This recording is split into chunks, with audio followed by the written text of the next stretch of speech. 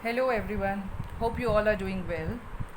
Today in this video we are going to learn about the functional or the cortical areas of the cerebral cortex. Now there are three basic functional divisions of the cerebral cortex. First is the motor areas, second is the sensory areas, and third is the association areas. Now first motor areas, right? Here in this diagram you can see this motor areas they have shown here, right? Motor areas, the primary motor area, it has been identified on the basis of the elicitation of the motor responses at a low threshold of the electric stimulation, which gives rise to contraction of the skeletal musculature. This area gives origin to the corticospinal and the corticonuclear fibers, right? That is your pyramidal tract, right? Second, here you can see is the sensory area that I have shown. This sensory area, here the electrical activity can be recorded if appropriate sensory stimulus is applied to the particular part of the body, right? So from the body part to the center. The ventral posterior nucleus of the thalamus is the main source of afferent fibers for the first sensory area. This thalamic nucleus is the site of termination of all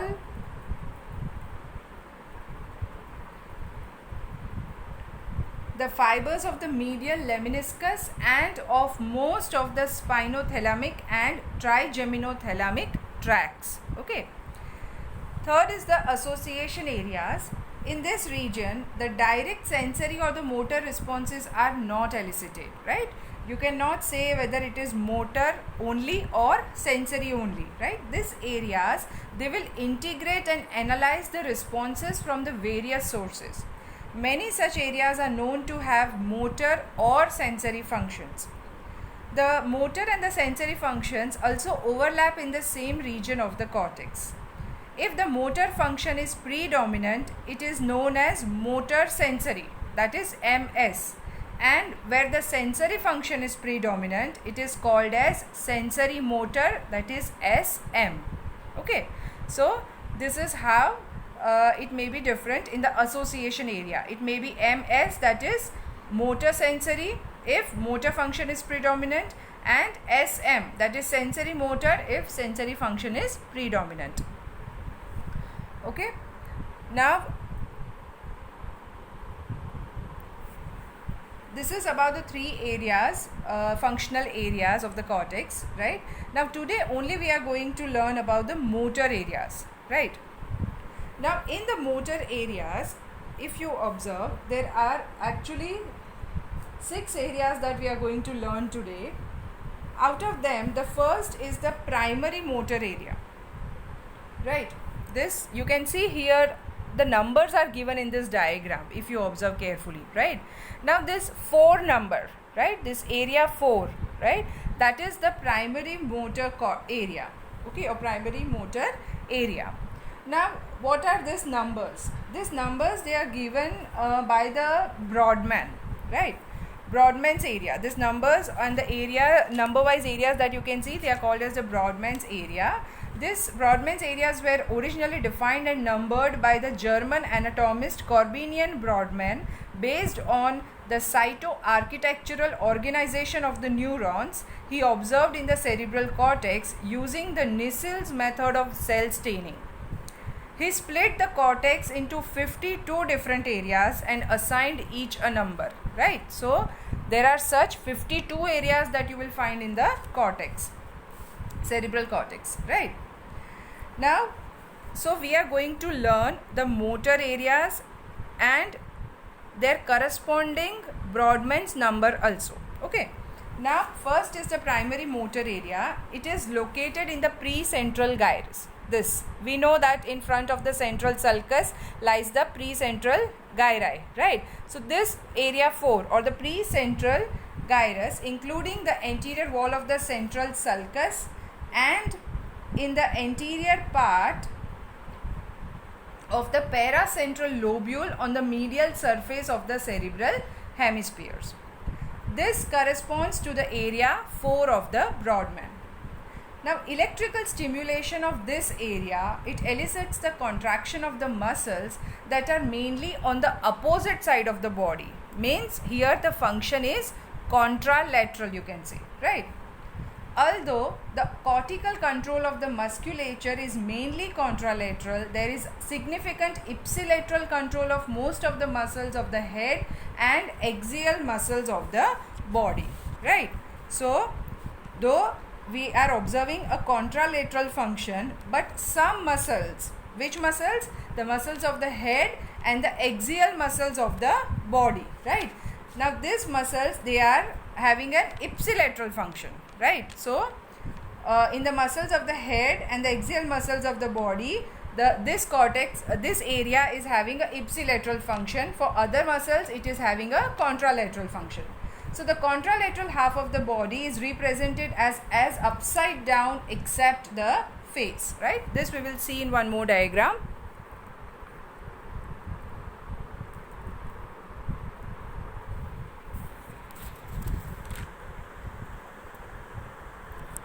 You can observe in this diagram. Right? The contralateral half of the body is represented as upside down. Right, you can see upside down. Except the face, the pharyngeal region, tongue are represented in the most ventral region, right? Ventral and the lower part of the precentral gyrus, followed by the face, right? Then the hand, arm, trunk and thigh. The remainder of the leg, foot and the perineum is on the medial surface of the hemisphere in the paracentral lobule. Right. So this is how the different areas of the body related to the muscles, right? We are talking in relation to the muscles, right? So they are located in the precentral gyrus. Another significant feature in this area is that the size of the cortical area for the particular part of the body is determined by the functional importance of the part and its need for the sensitivity and intricacy of the movements of that region, right? Here you can observe that some areas are shown very small and some are shown very large, right? So why is that? So it depends upon, again in that gyri, the distribution of the area is on the basis of the importance of the function of that particular part of the body, right? So like the area of the face, especially the larynx and the lips, is therefore disproportionately large, and the large area is assigned to the hand, particularly the thumb and the index finger, right? Now larynx and lips, why? Because of the speech function, right? Then thumb and index finger, right? You use maximum while working or while doing any work, you make maximum use of your hand, right? Through thumb and index finger, right? So these are assigned a larger areas as compared to other areas. Movements of the joints are represented rather than the individual muscles. Okay, so that is all about the precentral gyrus or the primary motor area. Next is the premotor area. This area, it coincides with the Brodmann's area 6, right? We will see the diagram.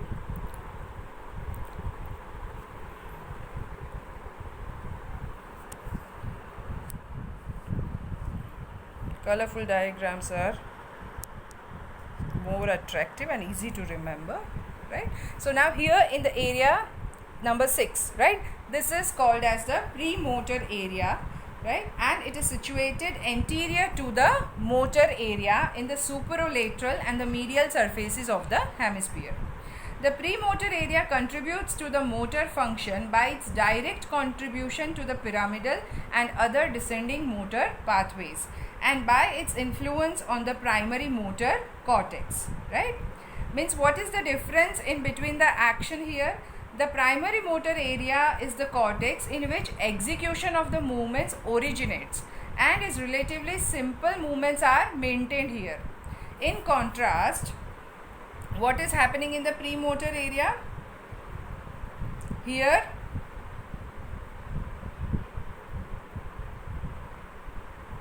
The premotor area programs the skilled motor activity and thus directs the primary motor area in its execution, right? So here the skilled motor activities are originated, means they are, see, any movement, it will be originated in the primary motor area, but if the movement is skillful, then the premotor area will also work in this case, right? Skilled motor activity means any movement in which there is a multiple use of the muscles of arms, legs, torso, etc., right? Like you're swimming, running, dancing, all these movements, right? They require multiple use of the muscles. So these are the skilled motor activities. So in that activities you will require the Brodmann's area 6 or the premotor area. The premotor and the primary motor areas are together referred to as primary somatomotor area, that is MS1, right? Here you can see MS1.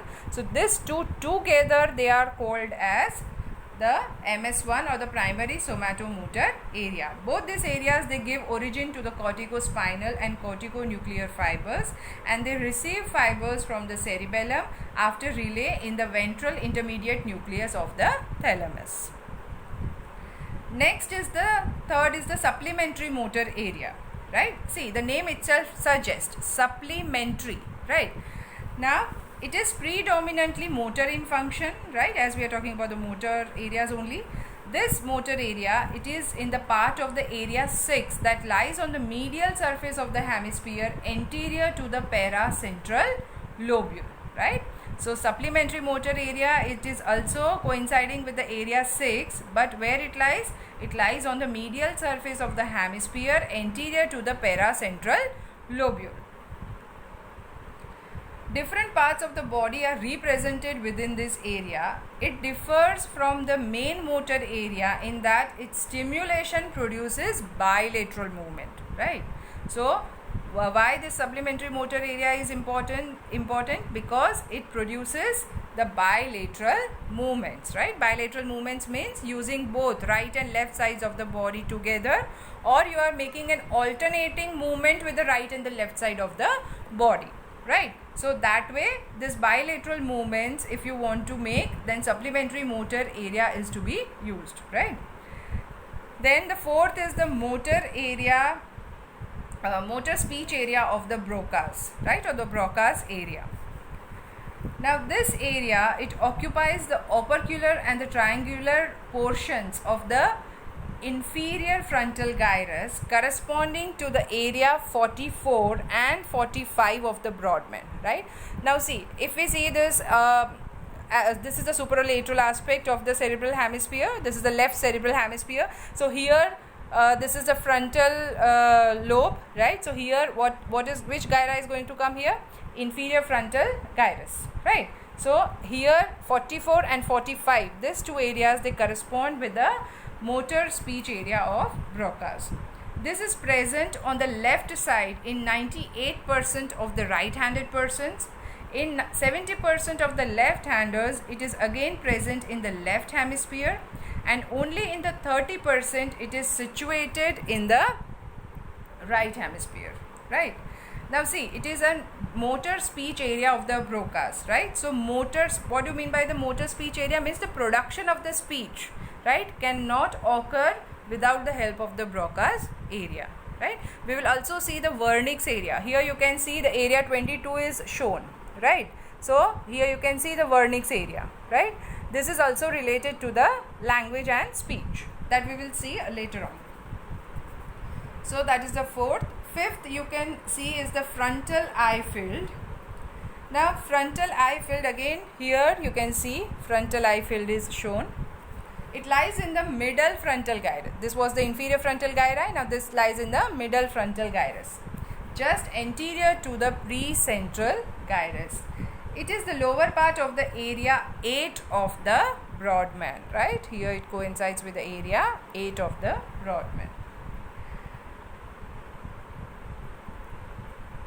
On the lateral surface of the cerebral hemisphere, extending slightly beyond that area.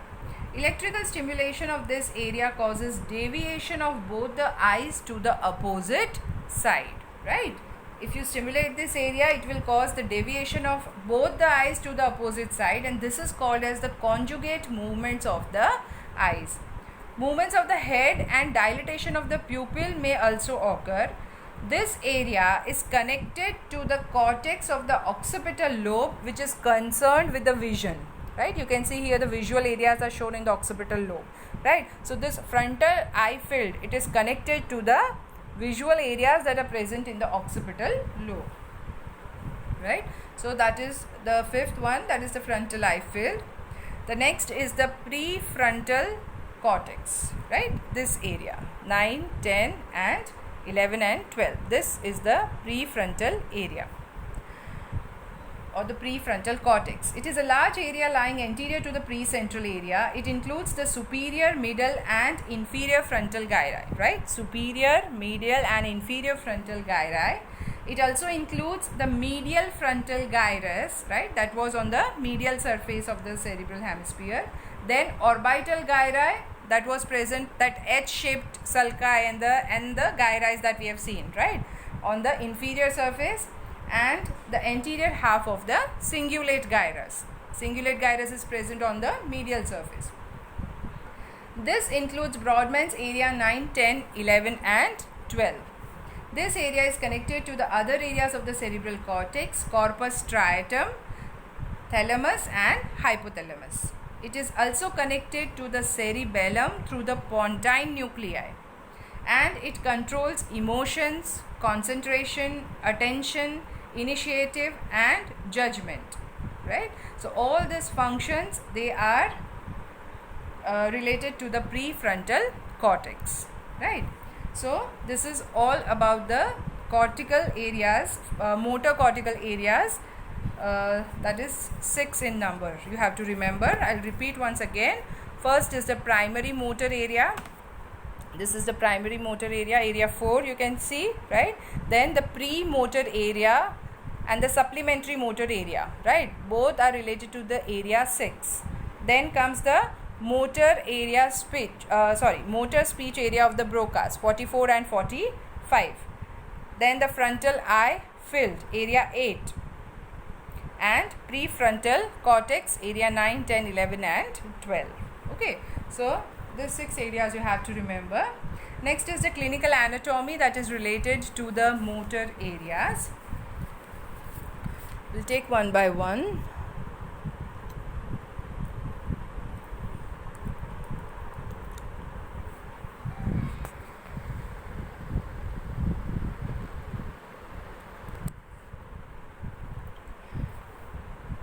Now first is destructive lesions of the primary motor area 4 results in the voluntary paralysis of the affected part of the body, right? Paralysis means paralysis.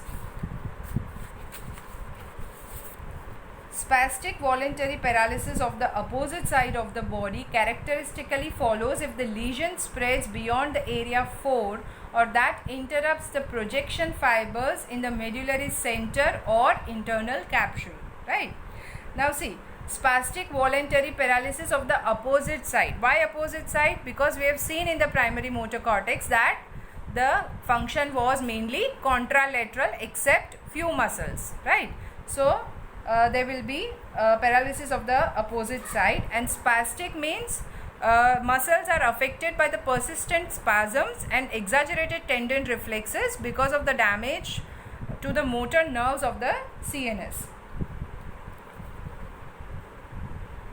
Again in the area 4 lesions only you will find irritative lesions of the motor area leads to the focal convulsive movements of the corresponding part of the body referred to as Jacksonian epilepsy, right?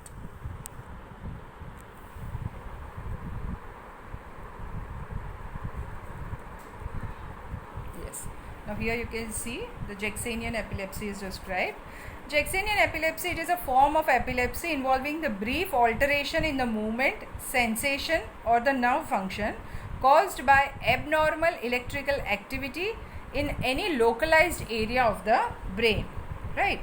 So motor area, irritative lesion of the motor area leads to the focal convulsive movements, right, of the corresponding part of the body. Any particular part of the body will have a convulsive movement, which is referred to as Jacksonian epilepsy. Next is the lesion of the supplementary motor area 6 leads to the apraxia. What is apraxia? It is a condition which involves difficulty in performing the skilled movements once learned in absence of paralysis, ataxia or sensory loss, right? Now we have talked about the skilled movements related to the area 6, right?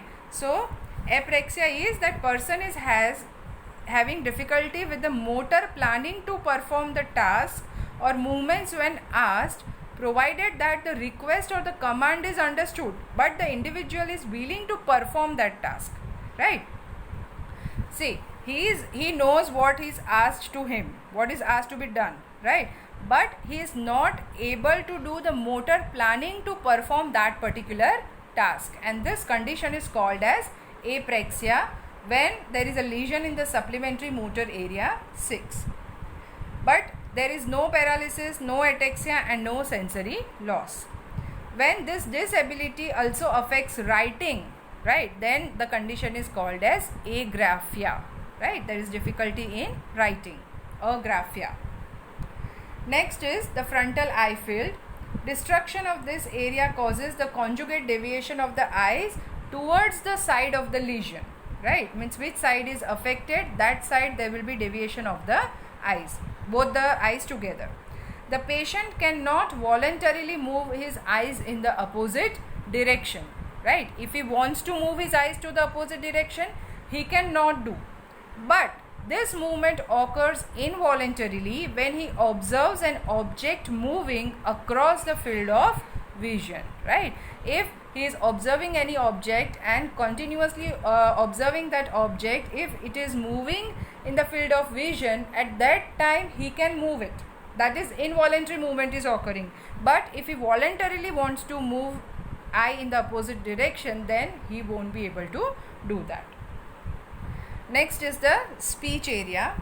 Lesion of the Broca's area on the, wait a minute, yes. Now, a lesion of the Broca's area on the dominant side of the hemisphere causes expressive aphasia, right? In expressive aphasia, it is characterized by the hesitant and the distorted speech with relatively good comprehension, right?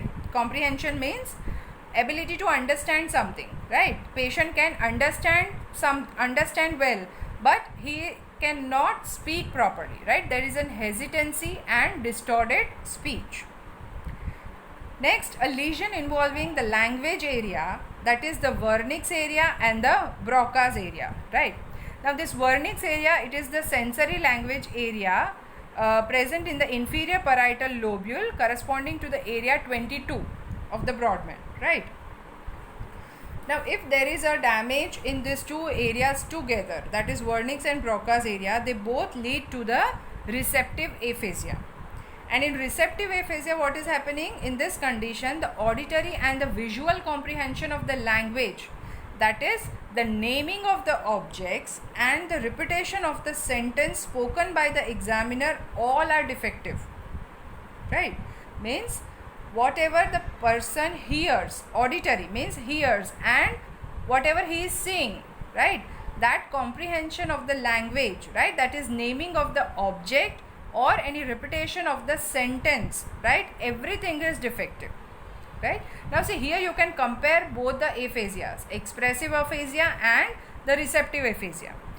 In expressive aphasia, what is happening? You know what you want to say, but you have trouble saying or writing what you mean, right? Means understanding is good in expressive aphasia, but he is not able to make a speech of that, right?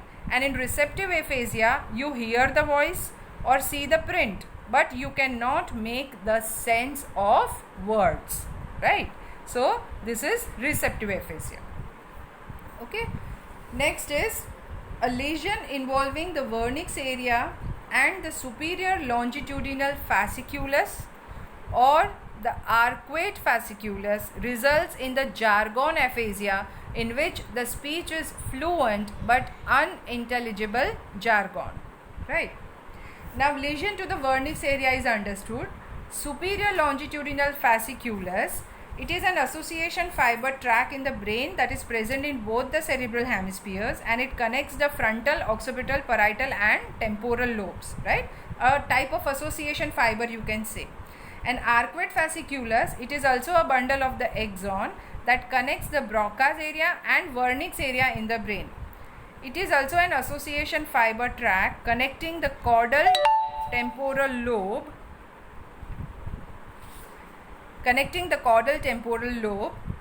and the inferior frontal lobe.